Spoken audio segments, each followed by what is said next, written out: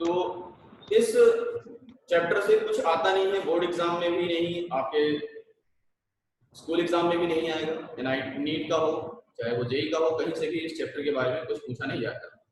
But इस chapter को हम इसलिए पढ़ते हैं कि फिजिक्स को जाने, फिजिक्स है क्या और फिजिक्स के क्या क्या फंक्शंस हैं, क्या क्या इंपॉर्टेंस है फिजिक्स का, ये सारी चीजें हम लोग पढ़ने वाले हैं इस चैप्टर में। तो पहला टॉपिक, पहला एनसीईआरटी में भी है, एनसीईआरटी में फर्स्ट चैप्टर है ही, फर्स्ट टॉपिक उसमें भी लिखा हुआ है, what is physics. First question arises, हम पढ़ तो रहे हैं physical world, first question is what is physics. Physics है क्या? पहले ये तो जान लें कि फिजिक्स क्या है। अगर फिजिक्स को समझेंगे तभी तो इसके अंदर के जितने भी डेरिवेशंस हैं, जितने भी एप्लीकेशंस हैं फिजिक्स के, वो सब बाद में समझ में आएगा ना। पहले तो हमें फिजिक्स को समझना पड़ेगा कि व्हाट इज फिजिक्स, फिजिक्स की डेफिनेशन क्या है। तो फिजिक्स की डेफिनेशन है बेटा, सिंपल सी भाषा में, इट टेल्स अस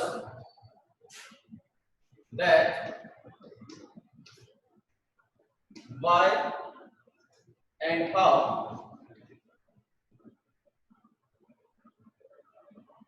की स्पेलिंग सही है, things behave as they do। Meaning समझ में आई? मे भी समझ में आई होगी। हिमांशी म्यूट करो खुद को, आवाज आ रही है बैकग्राउंड में तुम्हारे।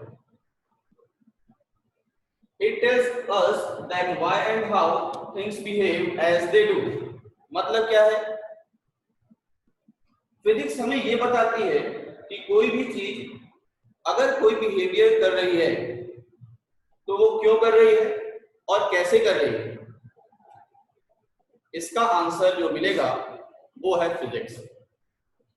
कहीं पर भी आप अप्लाई कर सको इस चीज को, कहीं पर भी अप्लाई कर सको कि कोई चीज, कोई कुछ चीज हो रही है, कोई घटना हो रही है, तो वो क्यों हो रही है और कैसे हो रही है, तो वो फिजिक्स है। आप कहीं से भी रिलेट कर लो, आप कहीं से भी रिलेट कर सकते हैं, ये चीज क्यों हो रही है और कैसे हो रही है, इस चीज को आप फिजिक्स कहते हो। And by knowing this you can predict the future। और आप ये जानकर कि ये चीज क्यों हो रही है और कैसे हो रही है, ये चीज समझ करके, ये चीज जान करके आप फ्यूचर प्रेडिक्ट कर सकते हो, फ्यूचर सोच सकते हो, फ्यूचर का अनुमान लगा सकते हो। अगर आपको ये समझ में आ जाए कि ये चीज क्यों हो रही है और ये चीज कैसे हो रही है, तो आप फ्यूचर का अनुमान लगा सकते हो। एक साइंटिस्ट हैं, उन्होंने कहा, साइंटिस्ट ने कहा कि अगर आपको फ्यूचर जानना है, if you want to know the future you should know the physics. अगर आपको फ्यूचर जानना है तो आपको फिजिक्स जाननी पड़ेगी। बिना फिजिक्स जाने आप फ्यूचर नहीं देख सकते, फ्यूचर नहीं समझ सकते, फ्यूचर के बारे में कोई प्रेडिक्शन नहीं कर सकते। कब तक? जब तक आप फिजिक्स नहीं जानते। तो it tells that why and how things behave as they do and by knowing this you can predict the future. For example, एक एग्जांपल की बात करते हैं, समझ में नहीं ना आया वो एक एग्जांपल लेते हैं।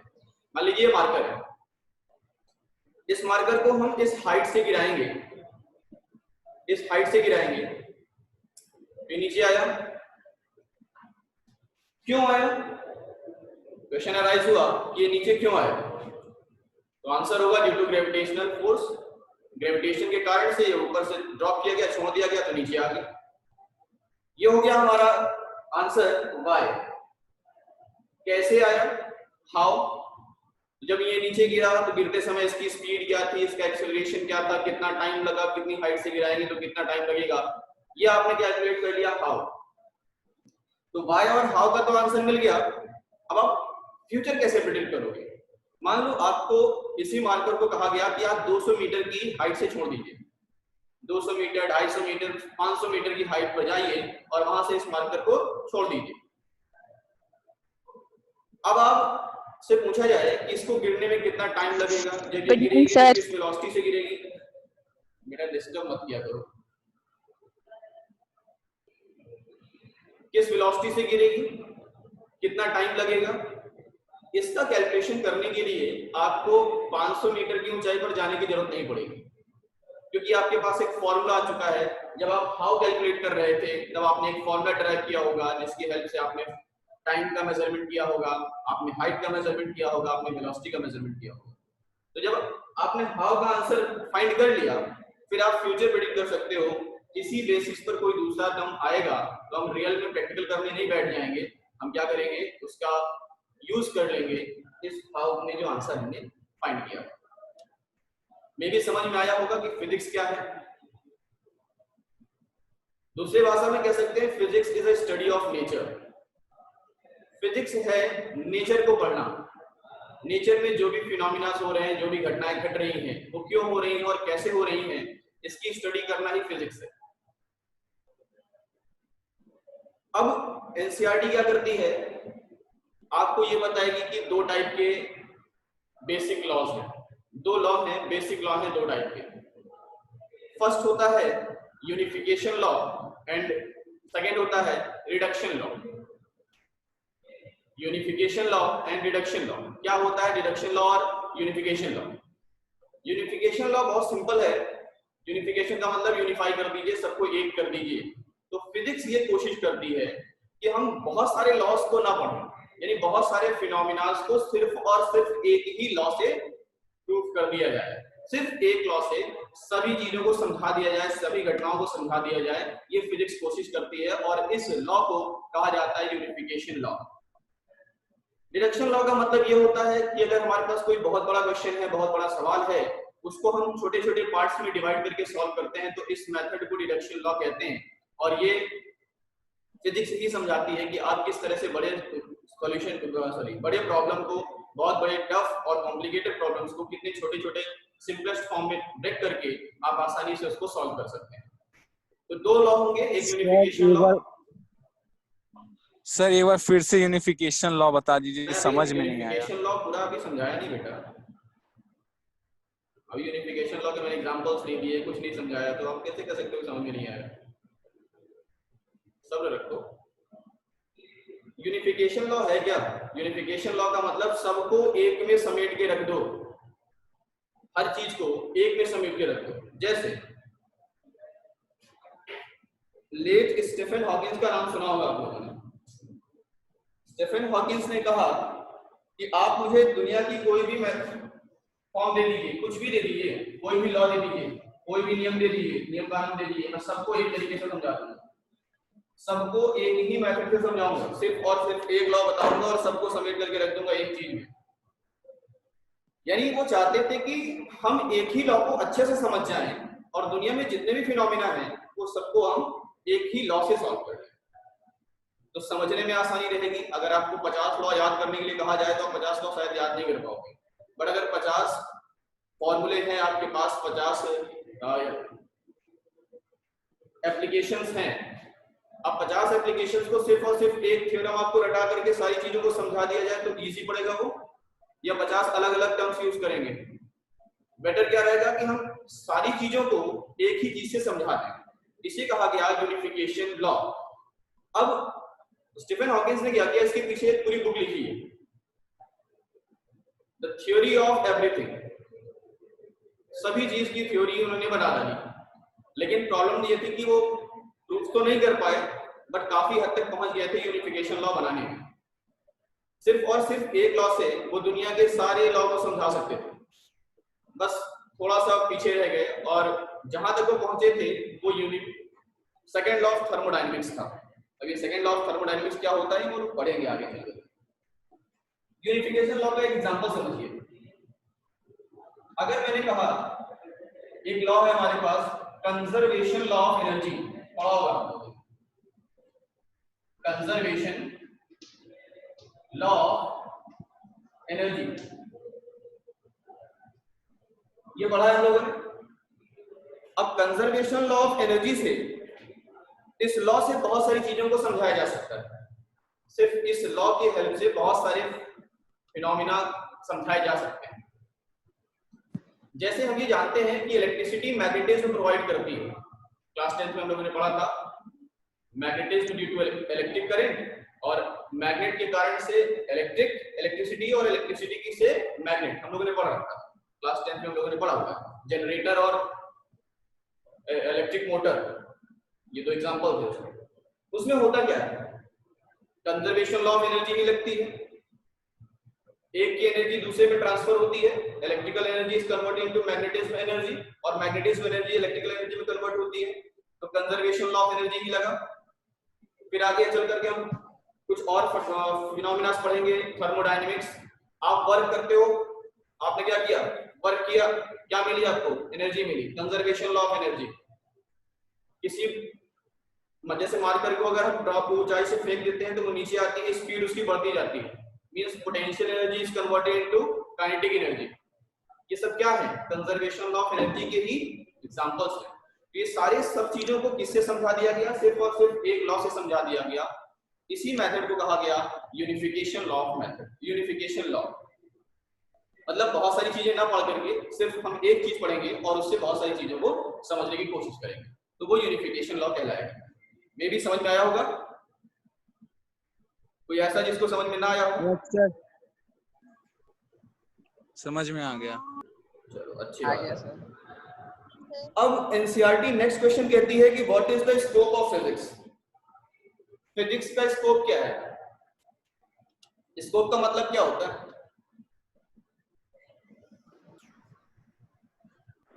सर हम उसको कहाँ-कहाँ पे अप्लाई कर सकते हैं? हाँ सर आपने रिडक्शन लॉ नहीं बताया। क्या बोले तुम, रिडक्शन मेथड नहीं समझा? नहीं सर। अरे रिडक्शन मेथड देखो, बहुत बड़ी प्रॉब्लम है तुम्हारे पास। एक सिंपल सा एग्जांपल सुनो।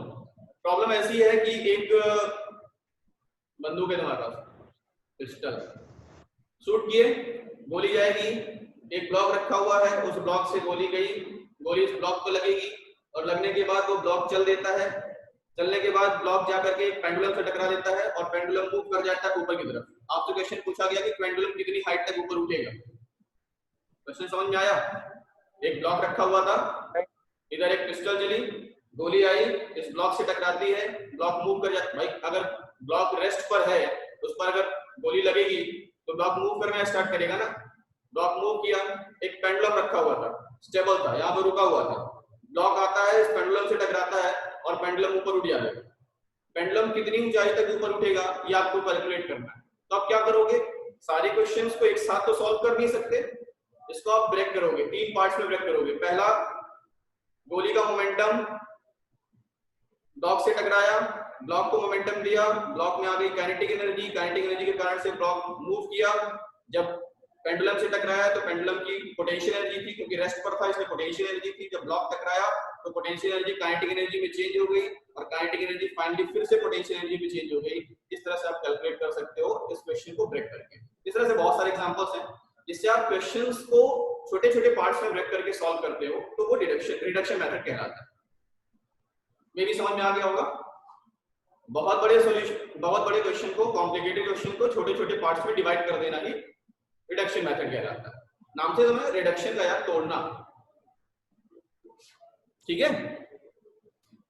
हाँ, तो भाई scope of physics, scope of physics का मतलब है, अगर मैं शुद्ध हिंदी में बात करूं, स्कोप का मतलब अवकाश। सर स्कोप्स 2 टाइप्स के हैं। पहुंच इसकी कहां तक है? हाँ, पहुंच कहां तक है, सही बात है। ये कहते हैं ना तुम्हारी औकात कितनी, तुम्हारी पहुंच कितनी। तो वही फिजिक्स की औकात देखेंगे अब कितनी पहुंच है इसकी, ठीक है? तो स्कोप क्या है फिजिक्स का? फिजिक्स कहां तक सोच सकती है, कहां तक पहुंच सकते हैं फिजिक्स के बारे में। मींस हमें 11th और 12th मिला करके पढ़ना क्या है फिजिक्स के अंदर, ये है स्कोप ऑफ फिजिक्स। फिजिक्स कहां कहां तक टच कर सकती है, कहां कहां तक जा सकती है। तो एक चीज जान लो, 11th और 12th मिला करके हमारा भारत देश ऐसा है, एशिया का एक ऐसा देश है जिसमें सिर्फ और सिर्फ 11th 12th मिला करके पूरी फिजिक्स पढ़ा देते हैं। पूरी फिजिक्स यानी 11th 12th मिल करके हम पूरी फिजिक्स पढ़ डालेंगे। बस फर्क इतना है, ऊपर ऊपर से पढ़ेंगे, डीप नहीं जाएंगे। फिजिक्स, पूरी फिजिक्स, दुनिया की जितनी भी फिजिक्स आज तक बनी है वो सब 11th-12th में मौजूद है, कहीं इससे बाहर फिजिक्स है ही नहीं। बट प्रॉब्लम ये है कि हमें सिर्फ ऊपर ऊपर से पढ़ना है, हमें डीप में नहीं जाना है, क्योंकि डीप में अगर चले गए तो फिर तो या तो ये खिसक जाएगा या तो हम बहुत ब्रिलियंट हो जाएंगे। सर लेकिन न्यूक्लियर फोर्स है, हाँ, न्यूक्लियर फोर्स पूरा भी रिसर्च नहीं हुआ। इसलिए मैंने कहा ना कि फिजिक्स, जितनी भी फिजिक्स अभी तक है, मेरे शब्द को सुना, मैंने कहा अभी तक जितनी भी फिजिक्स है वो सारी फिजिक्स 11th और 12th मिला करके पढ़ लाएंगे, जितनी भी फिजिक्स अभी तक है।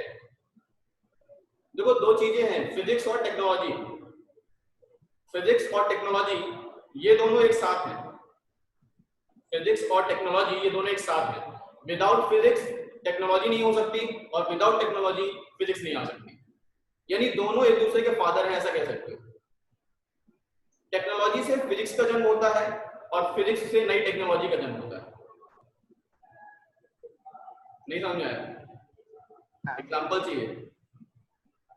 एग्जाम्पल मजा नहीं आता ना। सर पहले तो जब टेक्नोलॉजी नहीं आई थी तो हमने फिजिक्स के हेल्प से टेक्नोलॉजी लाई थी। तो मैंने कहा ना फिजिक्स से टेक्नोलॉजी है और टेक्नोलॉजी फिजिक्स है। अभी एग्जाम्पल दिखा देता हूँ। फिजिक्स तो डोमिनेंट हुई फिर तो है ही। देखो फिजिक्स क्या है, एक एग्जांपल देख लेते हैं। सबसे पहले स्टीम इंजन बना, पता है ना फिजिक्स का सबसे पहले जन्म कहां से हुआ था? स्टीम इंजन से, यहां से शुरुआत की गई थी फिजिक्स की। तो स्टीम इंजन जब बना, ग्रेविटेशन से पहले भी आ गए थे वहां से। स्टीम इंजन के बारे में बता के चले गए थे जो, अब देखो स्टीम इंजन को किसने बनाया था? अरे ट्रेन जिससे चलती थी स्टीम वाली, जेम्स वॉट सर। हाँ जेम्स वॉट। कौन बोला है वैसे? Randeep. Redmi. Good. James Watt ने बनाया था स्टीम इंजन। तो क्या जेम्स वॉट ने स्टीम इंजन की नींव रखी थी? नो सर, उनसे पहले एक साइंटिस्ट ने वर्क कर रहे थे। वो वर्क कर रहे थे, उन्होंने ये बता दिया था कि स्टीम में होती है पावर, स्टीम में पावर होती है, वर्क करने की क्षमता होती है, उसमें इतनी एनर्जी होती है, वो किसी चीज को मूव करा सकती है, उसमें इतनी एनर्जी है। तो उस एनर्जी को यूज किया जेम्स वॉट ने, आगे चल करके फर्दर उसको यूज किया। बट फिजिक्स का जन्म हो चुका था न्यूटन से कई साल पहले, बहुत साल पहले, न्यूटन से भी पहले। न्यूटन 14th सेंचुरी में आए थे और ये स्टीम इंजन की जो नींव रखी गई थी लगभग 8th और 9th सेंचुरी के बीच में रखी गई थी। यानी 8th और 9th सेंचुरी में ही हम लोग स्टीम इंजन के बारे में जानने लगे थे, बट उसका यूज नहीं कर पा रहे थे। उसका यूज हम कर पाए जाकर के 17th सेंचुरी में, जब स्टीम इंजन बन गया, जब जेम्स वॉट ने स्टीम इंजन बनाया। तो सबसे पहले आया स्टीम इंजन। अब स्टीम इंजन आ गई तो हमारे पास एक टेक्नोलॉजी आ गई, एक टेक्नोलॉजी आ गई। हमने क्या बनाया, इसके पीछे रिसर्च किया और एक फिजिक्स बनाई। एक फिजिक्स बनाई, उसको कहा गया, फिजिक्स की एक ब्रांच बन गई जिसको कहा गया थर्मोडायनेमिक्स। इसको कहा गया थर्मोडायनामिक्स। स्पेलिंग भूल जाते हैं। तो स्टीम इंजन जब बना तो स्टीम इंजन एक टेक्नोलॉजी थी, एक नई टेक्नोलॉजी थी। उस नई टेक्नोलॉजी से हमने क्या किया, एक नई फिजिक्स का जन्म किया जिसको कहा गया थर्मोडायनेमिक्स। और जब थर्मोडायनेमिक्स पढ़ लिए, हम थर्मोडायनेमिक्स के बारे में जानने लगे, तो हमने बहुत सारी चीजें बना डाली, एसी बना डाले, फ्रिज बना डाले, बहुत सारी चीजें बना डाली सिर्फ और सिर्फ इसकी हेल्प से, थर्मोडायनेमिक्स की हेल्प से। तो स्टीम इंजन ने जन्म दिया थर्मोडायनेमिक्स को, और थर्मोडायनेमिक्स से बहुत सारे एप्लीकेशंस निकलते चले गए, धीरे धीरे पढ़ाई होती चली गई, इसके बारे में जानते चले गए। जब हमारे पास कई सारी चीजें आ जाती हैं तो फिर हम उसको मिक्स करने बैठ जाते हैं। जब मिक्स करते हैं, 2-3 लॉज को एक साथ मिक्स करते हैं तो कुछ नई चीज बनती है, और नई चीज बनती है मतलब नई फिजिक्स बनती है। तो फिजिक्स का एंड नहीं है। हो सकता है आज थर्मोडायनेमिक्स और इलेक्ट्रॉन्स को मिला करके या न्यूक्लियर फिजिक्स को मिला करके कुछ नई चीज बन जाए, इन फ्यूचर हो सकता है, कुछ भी बन सकता है। ये तो हो गई फिजिक्स की बात, यानी हम टेक्नोलॉजी से फिजिक्स कैसे बना डाले। अब बात करते हैं कि फिजिक्स से टेक्नोलॉजी कैसे आई। तो एक मटेरियल होता है जिसको कहा जाता है सिलिकॉन। एक साइंटिस्ट है, सिलिकॉन के बारे में पढ़ रहे थे, सिलिकॉन को सर्च कर रहे थे कैसे होता है, इसकी प्रॉपर्टीज क्या होती है। पता चला कि एक नई टेक्नोलॉजी निकल सकती है, एक नई टेक्नोलॉजी निकल गई और टेक्नोलॉजी आज इतनी ज्यादा है कि उसकी हेल्प से ही आज हमारी क्लास चल पा रही है। अगर वो टेक्नोलॉजी ना होती तो शायद हम ये क्लास ना ले पा रहे होते। वो है mobile, laptop, TV, LED. TV तो पहले भी आ गई थी, but LED with the help of silicon आई। तो ये एक नई टेक्नोलॉजी आ गई। फिजिक्स ने क्या किया, एक नई टेक्नोलॉजी को जन्म दे दिया। यहाँ पर क्या था, टेक्नोलॉजी से हम फिजिक्स पर आए थे, एक नई फिजिक्स पढ़ना स्टार्ट की। यहाँ से फिजिक्स तो थी हमारे पास, सिलिकॉन के बारे में पढ़ रहे थे, सेमीकंडक्टर्स के बारे में पढ़ते थे, बट एक नई टेक्नोलॉजी उसका यूज करके, उसको किसी तरह से इंप्लीकेशन दे करके, एप्लीकेशन दे करके हमने क्या किया, एक नई फिजिक्स, सॉरी एक नई टेक्नोलॉजी का जन्म दिया। तो फिजिक्स और टेक्नोलॉजी दोनों एक दूसरे से इंटर रिलेटेड है। हम कह सकते हैं physics is a new type of technology, ये भी कह सकते हैं। फिजिक्स जो है वो एक नई टाइप की टेक्नोलॉजी है, एक सब्जेक्ट के अलावा एक टेक्नोलॉजी भी है जो किसके यूज में आता है। हाँ, डायनामिक्स जो है वो क्वांटम और मैकेनिकल फिजिक्स की जैसे या उनके अंदर है, उनका पार्ट है? मैकेनिकल अलग पार्ट है, ये थर्मोडायनामिक्स अलग पार्ट ही है, ब्रांच अलग है। मींस मैकेनिकल फिजिक्स और क्वांटम फिजिक्स से हट करें। फिजिक्स तो वैसे दो टाइप की फिजिक्स है, अगर फिजिक्स को डिवाइड करेंगे, फिजिक्स को डिवाइड करोगे तो फिजिक्स दो ही टाइप की, फिजिक्स दो ही टाइप की होती है, उसके पार्ट्स हैं। फिर फिजिक्स दो ही प्रकार की है, एक है मॉडर्न फिजिक्स और एक है क्लासिकल फिजिक्स। क्लासिकल फिजिक्स में आते हैं मैकेनिक्स वगैरह जो पुराने जमाने में पढ़ाए जाते हैं, जो पुरानी फिजिक्स थी। आजकल की फिजिक्स क्या है, क्वांटम फिजिक्स, ये मॉडर्न फिजिक्स। तो ये क्वांटम फिजिक्स में आता है, सिलिकॉन वगैरह ये सब क्वांटम फिजिक्स में, थर्मोडायनामिक्स मॉडर्न फिजिक्स में आता है, मॉडर्न फिजिक्स का एक पार्ट है। तो स्कोप क्या है फिजिक्स का, क्या क्या पार्ट पढ़ने हैं, ये समझ में आया ना। टेक्नोलॉजी के साथ साथ यानी फिजिक्स प्लस टेक्नोलॉजी मिल करके क्या बनाते हैं, सोसाइटी को इंक्रीज करते हैं, यानी सोसाइटी का डेवलपमेंट को इंक्रीज करते हैं। फिजिक्स और टेक्नोलॉजी मिल करके क्या करते हैं, सोसाइटी के डेवलपमेंट को इंक्रीज करते हैं, सोसाइटी के डेवलपमेंट को बढ़ाते हैं। घटाते भी है, नुकसान भी है। इन दोनों का जोड़ा जो है ना, फायदेमंद तो है ही सोसाइटी के लिए, हानिकारक भी है। जैसे हानिकारक कैसे सर?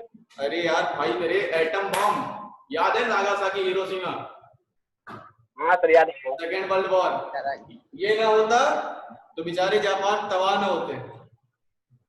जापान के दो राज्य तो एकदम निस्तो नाबूद कर दिए, आज तक विकलांग पैदा हो रहे हैं वहां।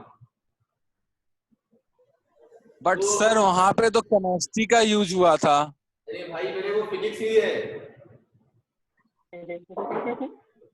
वो फिजिक्स है, केमिस्ट्री नहीं है वो। न्यूक्लियर बॉम्ब बनाना पड़ेगा यहाँ पे हम 12th क्लास में, 11th में नहीं है, 12th क्लास में पढ़ाया जाएगा बॉम्ब कैसे बनाओगे, एटम बॉम्ब कैसे बनाओगे, हाइड्रोजन बॉम्ब कैसे बनाओगे। उड़ा मत देना बस जीनियस को। बनाएंगे भी। प्रैक्टिकल नहीं है बेटा, मैंने कहा था ना कि फिजिक्स के अंदर हम सब कुछ पढ़ लेंगे, फिजिक्स के अंदर जितनी भी फिजिक्स है सब पढ़ लेंगे, बट ऊपर ऊपर से। अंदर जाकर के पढ़ोगे तो बर्बाद कर लोगे, हमें पता है, इसीलिए इस लेवल पर ऊपर ऊपर पढ़ा दिया जाता है। तो फिजिक्स है बेटा दो ब्रांच। पहली ब्रांच है फिजिक्स की, जो मैंने बताया दो टाइप की फिजिक्स होगी, एक तो क्लासिकल फिजिक्स होगी, क्लासिकल फिजिक्स, और दूसरी होगी मॉडर्न फिजिक्स। मॉडर्न फिजिक्स को हम क्वांटम फिजिक्स भी कहते हैं, मॉडर्न फिजिक्स को ही क्वांटम फिजिक्स भी कहा जाता है। और क्लासिकल तो आप समझ रहे होंगे, पुरानी वाली। अच्छा, क्लासिकल फिजिक्स और मॉडर्न फिजिक्स को भी एक नाम और दिया गया, एक नाम ये दिया गया मैक्रोस्कोपिक, मैक्रोस्कोपिक फिजिक्स और माइक्रोस्कोपिक फिजिक्स। ये दो टाइप की फिजिक्स और इसको नाम दिया गया, मैक्रोस्कोपिक और माइक्रोस्कोपिक। मैक्रोस्कोपिक का मतलब है ऑब्जेक्ट्स बड़े बड़े हैं, उनकी रिसर्च करना, उनके बारे में पढ़ना, बड़े बड़े ऑब्जेक्ट्स के बारे में पढ़ना। जैसे मून है, सन है, इन सब के बारे में रिसर्च करना, बड़े बड़े ऑब्जेक्ट जो हमें दिख रहे हैं, पेन, पेंसिल, कार, इन सब के बारे में, इनके मोशन के बारे में पढ़ना, ये गिरेंगे तो टूट जाएंगे, एक दूसरे से टकराएंगे तो कोलिजन कैसा होगा, ये सारी चीजें पढ़ना माइक्रोस्कोपिक फिजिक्स में आया। माइक्रोस्कोपिक फिजिक्स के बारे में जैसे छोटे छोटे मॉलिक्यूल्स के बारे में पढ़ना, न्यूट्रॉन के बारे में पढ़ना, इलेक्ट्रॉन के बारे में, अगर इलेक्ट्रॉन रिवॉल्व कर रहा है सेल में तो किस वेलोसिटी से मूव कर रहा होगा, अगर इलेक्ट्रॉन किसी इलेक्ट्रिक फील्ड में चला जाएगा तो क्या इफेक्ट करेगा, ये सारी चीजें किसमें आती हैं, वो आती है माइक्रोस्कोपिक फिजिक्स के अंदर। यानी छोटी छोटी चीजों के बारे में पढ़ना माइक्रोस्कोपिक। हाँ आयुषी पांडे। Sir photons. हाँ फोटॉन्स के बारे में पढ़ना, फोटॉन्स तो भी ठीक है, इतना दूर मत पहुंचो। मतलब प्रोटॉन। मैग्नेटिज्म पार्ट है इसका क्लासिकल फिजिक्स का, माइक्रोस्कोपिक में आता है। हाँ उसके अंदर जो इलेक्ट्रॉन्स, हाँ बोलो सर गॉड पार्टिकल क्या है? कौन सा पार्टिकल? गॉड। गॉड पार्टिकल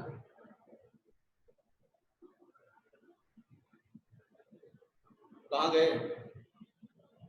हूँ सर। अरे तो क्या कौन सा पार्टिकल बोल रहे हो? God particle. God particle. God particle बेटा देखो, जब प्रोटॉन और प्रोटॉन न्यूट्रॉन यानी न्यूक्लियॉन इसे कहते हैं, न्यूक्लियॉन को ही गॉड पार्टिकल कहा गया है। होता क्या है कि जितने भी मॉलिक्यूल्स बनते हैं वो न्यूक्लियस से ही बने हैं ना कहीं उनमें न्यूक्लियस जरूर होता है, और न्यूक्लियस कह सकते हो, nucleus is the base of कोई भी मैटर, किसी भी मैटर के बेस को क्या कहा जाएगा? न्यूक्लियस ही बेस है सभी मैटर का। और न्यूक्लियस बना कैसे? अगर किसी चीज को हम कह दें कि ये बेस है, जैसे हमारे लिए बेस कौन है? गॉड हमारे लिए बेस है, तो हमारे लिए गॉड बेस हो गया। मैटर के लिए बेस कौन है? न्यूक्लियॉन्स का मतलब होता है प्रोटॉन और न्यूट्रॉन को न्यूक्लियॉन्स कहते हैं। वो पार्टिकल्स जो कहाँ रहते हो, न्यूक्लियस में रहते हैं, उसे न्यूक्लियॉन्स कहा जाता है। तो combination of neutron and proton is called nucleons. Nucleons को ही गॉड पार्टिकल्स कहा जाता है, वो उसका बेस है, किसी भी मटेरियल का, किसी भी पार्टिकल का बेस होता है, इसलिए उसको गॉड पार्टिकल्स कहा जाएगा। ठीक है? Okay sir. मतलब न्यूक्लियॉन नहीं पढ़ सकते थे, गॉड पार्टिकल्स पढ़ना जरूरी था। हाँ कुछ हिमांशु ने कहा अभी। सर हमारा बेस तो फिर सेल हुआ। हमारा बेस सेल है। सेल कैसे बना? क्या सेल के अंदर कुछ नहीं है? सर बट सेल तो कार्बन से बना है। अरे तो कार्बन के अंदर न्यूक्लियॉन है, कार्बन न्यूक्लियस होगा, कार्बन के अंदर मॉलिक्यूल्स होंगे, मॉलिक्यूल्स के अंदर न्यूक्लियस होगा, न्यूक्लियस के अंदर न्यूक्लियॉन्स होंगे। सर हाँ सर कितने कार्य हमेशा एटम में नहीं रहते हैं? क्या नहीं रहते? कितने कार्य गॉड पार्टिकल हमेशा एटम में नहीं रहते, वो कभी कभी रहते हैं, कभी गायब हो जाते हैं। हाँ क्या ये गलत है? नहीं, तो सर एटम में न्यूक्लियॉन हमेशा रहते हैं ना, एटम प्रोटॉन न्यूट्रॉन हमेशा रहते हैं। हाँ अगर देखो होता क्या है, न्यूक्लियॉन्स के बीच में जो फोर्स लगता है वो सबसे स्ट्रॉन्गेस्ट फोर्स होता है, बहुत ज्यादा स्ट्रॉन्गेस्ट फोर्स होता है। जब हम प्रैक्टिकल करने बैठते हैं तो कुछ न्यूक्लियॉन्स इतने ज्यादा हाइड हो जाते हैं, यानी हमें दिखाई भी नहीं देते। प्रैक्टिकल में करते हैं, प्रैक्टिकल में किया कैसे जाता है, तो अल्फा पार्टिकल को बॉम्बर्ड कराया जाता है किसी भी न्यूक्लियॉन के साथ, यानी किसी भी एटम के साथ अल्फा पार्टिकल को लिया गया और बॉम्बर्ड कराया गया। बट अगर प्रोटॉन और प्रोटॉन यहाँ बैठा हुआ है, दो प्रोटॉन आपस में बैठे हुए, बट एक प्रोटॉन दूसरे प्रोटॉन को हाइड कर लेता है, इतना ज्यादा नजदीक होते हैं ये, इतनी नजदीक आप समझ सकते हो 10⁻⁻15 मीटर, इतनी रेडियस में न्यूट्रॉन और प्रोटॉन भरे पड़े रहते हैं। इतनी रेडियस होती है, इतनी रेडियस का एक सर्कल बनाओ, 10⁻⁻15 मीटर की रेडियस का एक सर्कल बनाओ, उसके अंदर न्यूट्रॉन और प्रोटॉन घुसे पड़े हुए हैं। तो जब हम अल्फा पार्टिकल की बॉम्बर्ड कराते हैं तो हर न्यूट्रॉन और हर प्रोटॉन के साथ अल्फा पार्टिकल कांटेक्ट नहीं कर पाता, जब कभी कभी कर देता है, कभी नहीं कर पाता, तो इसीलिए कहा जाता है एक बार हाइड कर सकता है या शो कर सकता है। तो सही है, हाइड भी हो सकता है, शो भी हो सकता है। अभी ठीक समझ में आया? समझ में आया। कम आया होगा मुझे पता है, लेकिन इतना जान लो कि बस है तो है, अब क्या किया जाएगा। बहुत सारी चीजें ऐसी हैं फिजिक्स में जो होती हैं, बट कई चीजें ऐसी होंगी जो दिखेंगी नहीं, बट पढ़ना तो पड़ेगा कि हाँ है, मानना पड़ेगा, क्योंकि उतनी नॉलेज अभी है नहीं हमारे पास, है ना। सोचने समझने की अभी उतनी शक्ति नहीं, उतनी नॉलेज नहीं है कि हाँ इतना सोच सके हम। कहाँ तक देखो होता क्या है, जितना ज्यादा पढ़ते जाओगे उतना ज्यादा सोचते जाओगे। अगर हो सकता कि 12th तक ही पूरी फिजिक्स समझाई जा सकती, तो सोचो ग्रेजुएशन या पोस्ट ग्रेजुएशन पीएचडी क्यों करता बंदा फिजिक्स से, है ना। सारा चीज पॉसिबल नहीं है पढ़ा देना कि 12th तक में सब कुछ आपको डीप समझा दिया जाए। हाँ समझाया जाएगा, बट ऊपर से समझाया जाएगा, सब कुछ डीप नहीं समझाया जा सकता। समझाया जा सकता है बट आप उस लायक नहीं हो कि समझ पाओ, हम उस लायक नहीं कि आपको समझा पाए, ऐसा समझ सकते हो। सर कहा जाता है अधूरा ज्ञान बहुत खतरनाक होता है, तो हमको अधूरा ज्ञान क्यों दिया जा रहा है? खतरनाक तो है ही आप लोगों के लिए, इसीलिए तो कहा गया कि अभी अधूरे ज्ञान से संतुष्ट रखिए, आगे पढ़ते रहिए, इसको बंद नहीं करना है कि पता चला बंद कर दिया, इसको पढ़ते रहिए, आगे खींचते रहिए इसको, तभी पीएचडी करना है, तभी फिजिक्स को पढ़ पाओगे, है ना।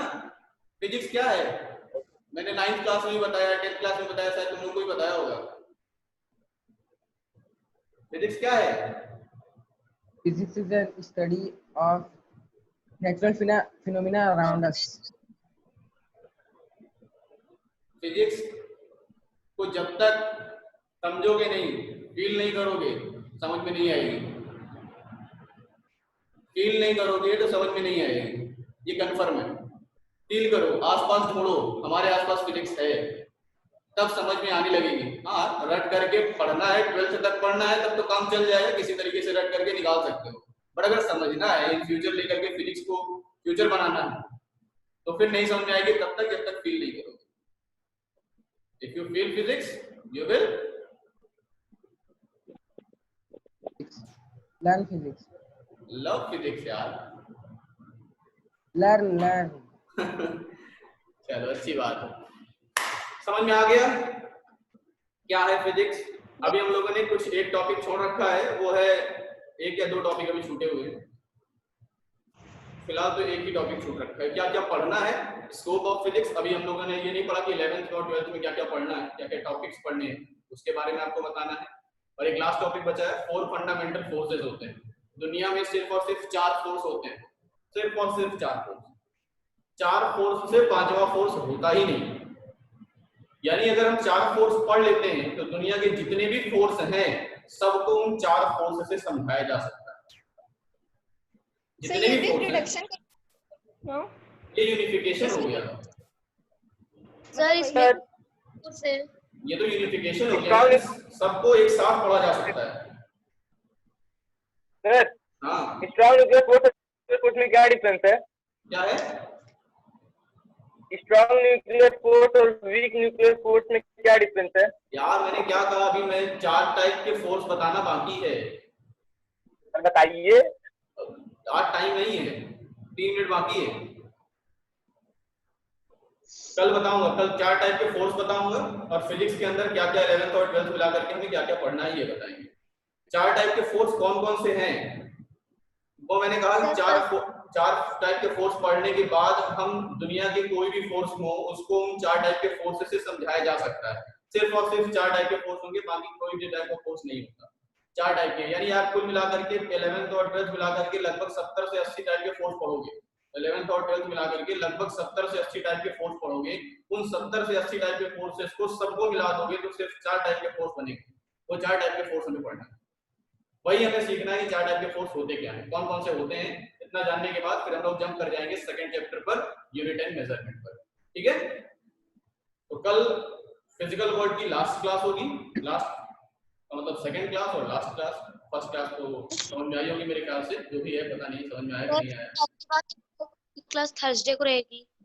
हाँ नेक्स्ट क्लास मेरी थर्सडे को रहेगी, थर्सडे फ्राइडे सैटरडे। सर कल तो रहेगी, कल तो सैटरडे है ना। कल तो रहेगी, कल रहेगी, कल के बाद उसने कहा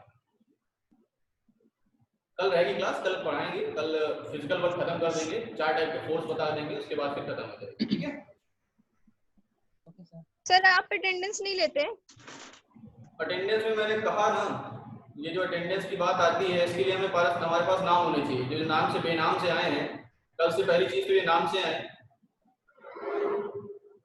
सर कल मोनू सर ने, हाँ मुझे पता है, मोनू सर ने अटेंडेंस लिया था, पता है। सब लोग यहीं पर है, मौजूद हैं।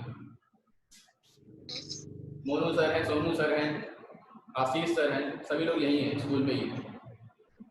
सर आप भी अटेंडेंस ले लीजिए। अटेंडेंस याद हो गई बेटा, जितने लोगों का नाम दिख रहा है उतने लोग तो प्रेजेंट हैं, जो नाम से नहीं है वो ऑब्सेंट ही माने जाएंगे फिर। सर फिजिक्स की क्लास क्यों सिर्फ 3 दिन चल रही है? हाँ, एक क्लास की 3 दिन क्लास चलेगी, एक नहीं चलेगी। क्यों सर? अब क्या सर करें who बेटा, is Anubhav? अनुभव पता नहीं, मुझे भी नहीं पता। चलो फिलहाल रखते हैं क्योंकि टाइम हो रहा है, टाइम ओवर हो रहा है, ठीक है। कल मिलते हैं, कल की Yes, क्लास sir. में फिर। प्रणाम सर। खुश रहो बेटा। Good morning sir.